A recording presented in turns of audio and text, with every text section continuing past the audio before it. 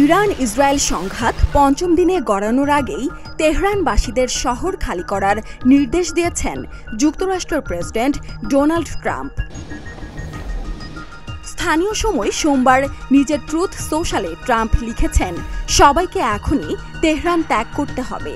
ওই পোস্টে ট্রাম্প আরও লিখেন, ইরান আমার প্রস্তাবিত চুক্তি মেনে নিলে আজকের প্রাণহানি এড়ানো যেত।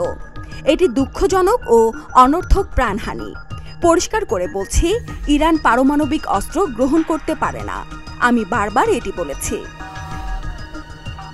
গত শুক্রবার থেকে ইসরায়েল ও ইরানের মধ্যে চলমান পাল্টাপাল্টি হামলা ক্রমেই ভয়াবহ হয়ে উঠছে। ইরানে একের পর এক বিমান হামলা চালাচ্ছে ইসরায়েল। জবাবে ইরানও ক্ষেপণাস্ত্র ও ড্রোন হামলা চালাচ্ছে। এরই ধারাবাহিকতায় সোমবার রাতে ইরানের রাষ্ট্রীয় টেলিভিশন ভবনে হামলা চালিয়েছে ইসরায়েল।